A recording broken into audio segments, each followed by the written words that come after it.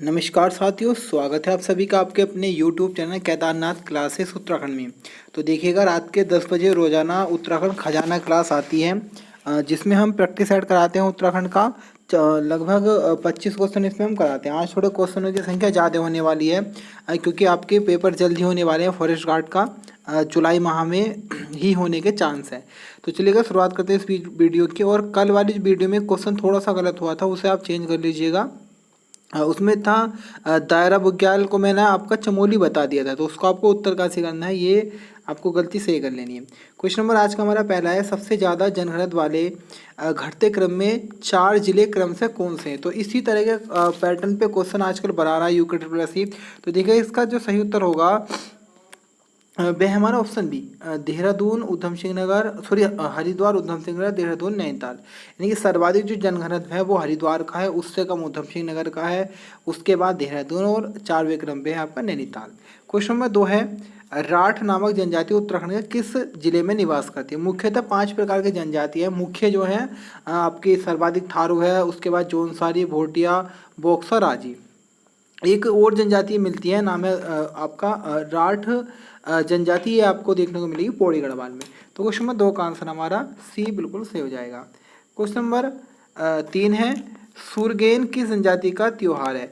तो देखिएगा, सूरगेन जो त्योहार है वह अब भोटिया जनजाति की ही एक उपजाति है, जिसका नाम है जाड़, जो कि मुख्यतः उत्तरकाशी में देखने को मिलेगी, जो अपने आप को जनक का वंशज मानते हैं। तो ऑप्शन सी हमारा सही है। क्वेश्चन नंबर हमारा 4 है, राज्य की सॉरी असुमेलित छाटी इनमें से कौन सा असुमेलित है। तो देखिएगा, ये महिला सबसे कम महिला साक्षरता उत्तरकाशी की है। सबसे कम नगरीय जिला बागेश्वर है। सर्वाधिक लिंगानुपात आपका क्या आएगा, अल्मोड़ा आएगा। ये तीनों सही, लेकिन ये आपका गलत है। 186 292 था, ये यहाँ पे 293 है। तो ऑप्शन ए क्या हो जाएगा, असुमेलित हो जाएगा। क्वेश्चन नंबर 5 की तरफ बढ़ते हैं।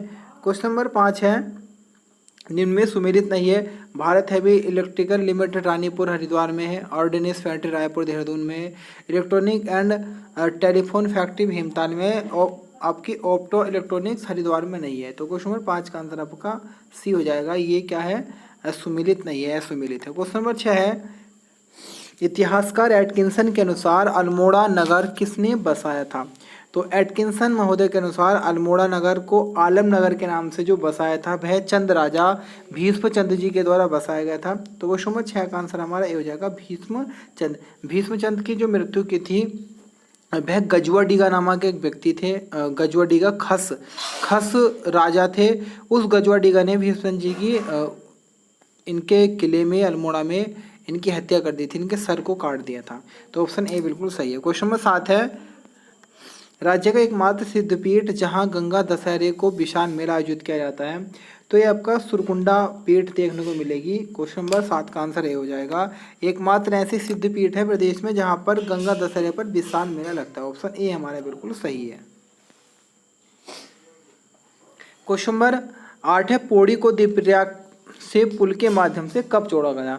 तो पौड़ी को देवप्रयाग से पुल के माध्यम से जोड़ा गया 24 दिसंबर 2001 को। तो क्वेश्चन नंबर 8 का आंसर हमारा बी हो जाएगा। क्वेश्चन नंबर 9 है, नैनीताल के कालाडूंगी व रामगढ़ क्षेत्र किस खनिज के लिए प्रसिद्ध है।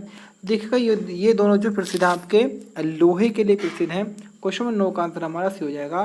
कालाडूंगी रामगढ़ जो कि आपके दोनों ही नैनीताल में पड़ते हैं, ये लोहे के लिए प्रसिद्ध है। ऑप्शन सी हमारा बिल्कुल करेक्ट हो जाएगा। क्वेश्चन नंबर 10 है, रतमाव और सोलानी किसकी सहायक नदी है। तो देखिए, अगर रतमाव और सोलानी की हम बात करें तो बच्चों यह गंगा की सहायक नदी है, जो मुख्यतः आपको हरिद्वार रुड़की वाले एरिया में गंगा में मिलती हुई मिलेगी। तो क्वेश्चन नंबर 10 का आंसर हमारा हो जाएगा। भाई गंगा की हम बात करें तो देखिएगा, क्वेश्चन नंबर 11 है, असुमेलित छाटिए, यानी कि कौन सा दर्रा किस किस को जोड़ता है, इसमें असुमेलित छाटना है। तो देखिएगा, हम बात करें कालिंदी दर्रा उत्तरकाशी चमोली सही है।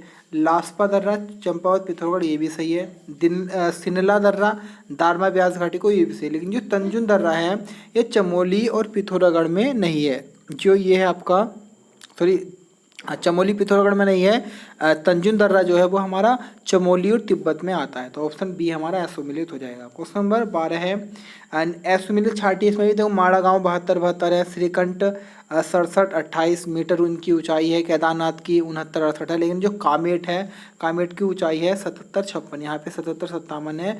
तो ऑप्शन डी हमारा हो जाएगा असुमिलित। क्वेश्चन नंबर 13 है एलोरा के कैलाश मंदिर के समान किसकी आकृति है? तो एलोरा के कैलाश मंदिर के समान जो आकृति है वह एक हथिया देवाल की है। तो क्वेश्चन नंबर 13 का आंसर हमारा बी हो जाएगा, एक हथिया देवाल। क्वेश्चन नंबर 14 की तरफ बढ़ते हैं। क्वेश्चन नंबर हमारा 14 है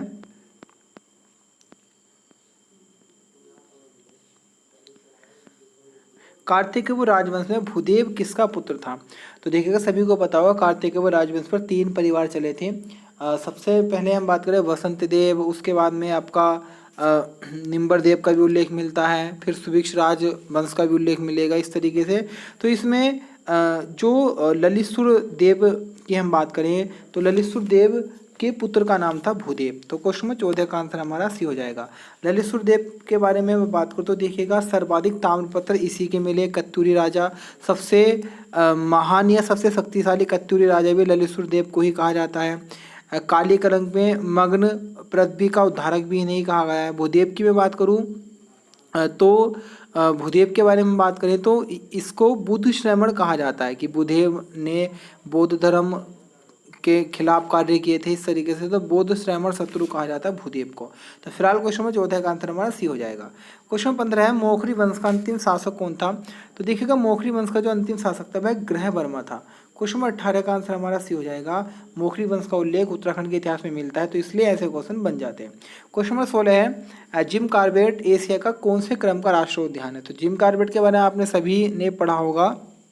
तो जिम कॉर्बेट भारत का नहीं पूरे एशिया का प्रथम राष्ट्रीय उद्यान है। तो क्वेश्चन नंबर 16 का आंसर हमारा सी हो जाएगा पहला, कॉर्बेट राष्ट्रीय उद्यान जो कि वर्ष 1936 में आपका बना था। तो यह है पूर्व एशिया का प्रथम राष्ट्रीय उद्यान है। क्वेश्चन नंबर 17 है देश व प्रदेश में सर्वाधिक बार एवरेस्ट फतेह करने वाले पर्वतारोही कौन है? तो यह है लवराज सिंह धर्मसक्तु। तो ऑप्शन बी हमारा बिल्कुल करेक्ट हो जाएगा। बाकी एवरेस्ट फतेह करने वाली प्रथम महिला कौन है? 24 मई 1984 को बछेंद्री पाल जी ने फतेह किया था, जो उत्तराखंड के उत्तरकाशी के नाकुरी गांव की रहने वाली है और पूरे भारत में इनका प्रथम स्थान है। क्वेश्चन नंबर 18 है उत्तराखंड में गर्भवती महिलाओं के निःशुल्क उपचार संबंधी कौन सी योजना है?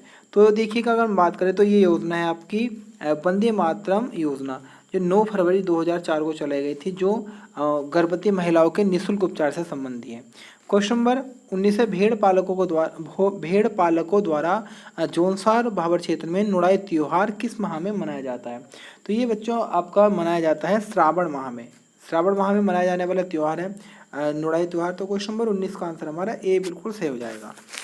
वीडियो अच्छी लग रही हो तो लाइक कीजिएगा, चैनल को सब्सक्राइब कीजिएगा और एक कमेंट जरूर करना है कि आप किस किस डिस्ट्रिक्ट से आप हो और कौन सी आपकी प्लेस है, और अपना नाम और अपने डिस्ट्रिक्ट का नाम। क्वेश्चन नंबर 20 है पृथ्वी का बैकुंठ किस स्थान को माना जाता है? तो देखिएगा पृथ्वी का बैकुंठ कहा जाता है बद्रीनाथ को। बद्रीनाथ जो कि उत्तराखंड का एक धाम है और पूरे भारत का ही एक धाम इसको माना जाता है। भारत में 4 मुख्यतः धाम मिलेंगे। अगर हम बात करें उत्तर में बद्रीनाथ और आपका पश्चिम में द्वारिका, पूर्व में पुरी उड़ीसा और दक्षिण में आपका रामेश्वरम तमिलनाडु में। तो भारत के 4 धामों में सम्मिलित बद्रीनाथ मंदिर जो कि हमारा चमोली में ही स्थित है। क्वेश्चन नंबर 21 है बद्रीनाथ के निकट स्थित नर पर्वत किसका प्रतीक है? तो देखिएगा जो आपका बद्रीनाथ मंदिर है नर और नारायण पर्वत के मध्य में स्थित है और नर का प्रतीक माना जाता है अर्जुन को और नारायण का प्रतीक माना जाता है भगवान विष्णु जी को। तो इस तरह से नर नारायण पर्वत के पास है बद्रीनाथ मंदिर और नर का प्रतीक है अर्जुन। क्वेश्चन 22 है क्षेत्रफल की दृष्टि से उत्तराखंड का सबसे बड़ा बुग्याल कौन सा है? तो क्षेत्रफल की दृष्टि से सबसे बड़ा बुग्याल है बेदनी बुग्याल। क्वेश्चन नंबर 22 का आंसर हमारा सी हो जाएगा बेदनी बुग्याल। क्वेश्चन नंबर 23 है लोकपाल झील से किस नदी का उद्गम होता है? तो लोकपाल झील की हम बात करें तो लोकपाल झील से लक्ष्मण गंगा का उद्गम होता है। लोकपाल झील जो आपका हेमकुंड साहिब जी के नाम से भी जिसे जाना जाता है, जो 7 पर्वतों से घिरी हुई झील है। तो यहीं से निकलती है लक्ष्मण गंगा नदी। तो क्वेश्चन नंबर 23 का आंसर डी हो जाएगा। क्वेश्चन नंबर 24 है 1932 में किस आंदोलनकारी महिला को जिंदा मुर्दा पकड़ने का आदेश जारी किया गया था? तो ये आदेश जारी किया गया था कुंती देवी के विरुद्ध। तो क्वेश्चन नंबर 24 का ए हमारा बिल्कुल करेक्ट हो जाएगा। क्वेश्चन नंबर 25 है कनकटा बैन आंदोलन किससे संबंधित है? तो कनकटा बैन आंदोलन संबंधित है भ्रष्टाचार के खिलाफ। ये आपने बहुत पढ़ा होगा कि एक बैल था, उसके कान पे फूली लगा के सरकार से 2-3 बार पैसे ऐंठ लिए थे, एक प्रकार से भ्रष्टाचार उसमें कर दिया था। तो क्वेश्चन नंबर हमारा 25 का आंसर हमारा बी हो जाएगा, बिल्कुल सही। 25 का आंसर हमारा बी है, भ्रष्टाचार के खिलाफ। क्वेश्चन नंबर 26 की तरफ बढ़ते हैं। क्वेश्चन नंबर 26 है मल्ला महल किस किले का निर्माण किसने करवाया था? मल्ला महल किला आपका अल्मोड़ा में स्थित है और इसे बनवाया था रुद्रचंद ने। तो क्वेश्चन नंबर 26 का आंसर डी हो जाएगा। रुद्रचंद की हम बात करें तो ये अकबर के समकालीन थे, ये आपको याद करके चलना है। क्वेश्चन नंबर 27 है नर्तकों का सुंदर चित्रण किस शैल चित्र में किया गया है? तो ये किया गया आपका कसार देवी। ऑप्शन ए हमारा बिल्कुल करेक्ट हो जाएगा। कसार देवी शैल चित्रों में इसका सुंदर चित्रण आपको देखने को मिलेगा नर्तकों का। क्वेश्चन नंबर 28 है राज्य मानवाधिकार आयोग के प्रथम अध्यक्ष कौन थे? तो राज्य मानवाधिकार आयोग के प्रथम अध्यक्ष विजेंद्र जैन जी थे। क्वेश्चन नंबर 28 का ए हमारा बिल्कुल सही हो जाएगा। क्वेश्चन नंबर हमारा 29 है खोदरी जल विद्युत परियोजना किस नदी पर है? तो खोदरी जल विद्युत परियोजना हमारी देहरादून में स्थित है। सॉरी, खोदरी जल विद्युत परियोजना की हम बात करें, हाँ, खोदरी जल विद्युत परियोजना आपकी देहरादून में स्थित है, जो कि यमुना नदी पर है। तो क्वेश्चन नंबर 29 का आंसर हमारा बी हो जाएगा, यमुना नदी। क्वेश्चन नंबर 30 की तरफ बढ़ते हैं। क्वेश्चन नंबर 30 है मातंग ऋषि गुफा उत्तराखंड के किस जनपद में स्थित है? तो मातंग ऋषि गुफा जो स्थित है वो उत्तरकाशी जिले में है। तो क्वेश्चन नंबर 30 का आंसर हमारा डी हो जाएगा। क्वेश्चन नंबर 31 है महाभारत के किस पर्व में उत्तराखंड का सर्वाधिक बार वर्णन मिलता है? तो महाभारत आपका 18 खंडों में वर्णित है, उसमें से एक खंड है वन पर्व। इस वन पर्व में उत्तराखंड का सर्वाधिक उल्लेख मिलता है। ऑप्शन बी सही है। महाभारत के संदर्भ में अगर हम बात करेंगे तब। कुमाऊं का कश्मीर किस घाटी को कहा जाता है? तो कुमाऊं का कश्मीर कहा जाता है गेवाड़ घाटी को। क्वेश्चन नंबर 32 का आंसर हमारा डी बिल्कुल सही हो जाएगा। क्वेश्चन नंबर 33 है महाकाली जल संधि कब हुई? तो महाकाली जल संधि की बात करें तो आपने नाम सुना होगा पंचेश्वर बांध का। तो पंचेश्वर बांध शारदा नदी या काली नदी या महानदी पर स्थित है। तो इसी परियोजना में संयुक्त सम्मेलन एक प्रकार से हुआ था, उसके बाद एक जल संधि हुई नेपाल और भारत के मध्य है और वर्तमान में परियोजना कार्यरत है। तो ये जो जल संधि हुई थी है 1996 में हुई थी। क्वेश्चन नंबर 33 का आंसर हमारा डी हो जाएगा। क्वेश्चन नंबर 34 है उत्तराखंड का सबसे बड़ा जलप्रपात कहाँ स्थित है? तो उत्तराखंड का सबसे बड़ा जलप्रपात आपका पिथौरागढ़ में स्थित है। क्वेश्चन नंबर आपका डी हो जाएगा बिरथी जलप्रपात। ऑप्शन डी सही है, पिथौरागढ़ में सबसे बड़ा जलप्रपात है। क्वेश्चन नंबर 35 है लैंसडाउन छावनी की स्थापना कब की गई? तो देखिएगा लैंसडाउन छावनी की स्थापना अगर हम बात करें तो नवंबर 1887 में की गई थी कर्नल मेनबेरिंग के नेतृत्व में। ऑप्शन डी हमारा बिल्कुल सही हो जाएगा, लैंसडाउन छावनी। क्वेश्चन नंबर 36 है गिरिजा किशोर जोशी संग्रहालय कहाँ पर है?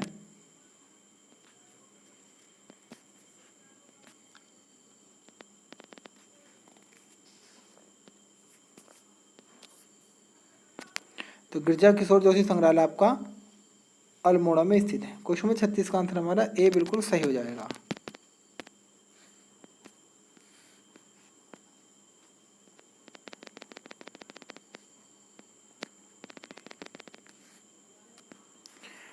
क्वेश्चन नंबर 37 है साकरिया देवता का संबंध किस जनजाति से है? तो देखिएगा साकरिया देवता की हम बात करें जो बोक्साप की जनजाति है वह ग्राम देवता को, जो गांव के देवता है उन्हें साकरिया देवता बोलती है बोक्सन जनजाति। और अगर हम बात करें ग्राम देवी के रूप में वह खेड़ी देवी की पूजा करती है। तो साकरिया देवता की अगर हम बात करें तो यह बोक्सा जनजाति के देवता है। तो क्वेश्चन नंबर 37 का आंसर हमारा बी हो जाएगा।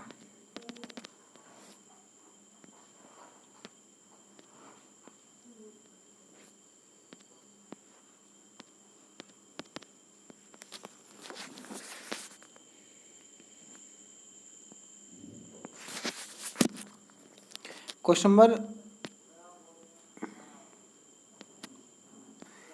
हमारा 37 क्वेश्चन ये थे हमारे आज की इस वीडियो में। बाकी आपका क्या स्कोर रहा, आप स्कोर अपना कमेंट बॉक्स में जरूर कमेंट कीजिएगा। बाकी वीडियो अच्छी लगे तो चैनल को सब्सक्राइब करना ना भूलें। फिलहाल के लिए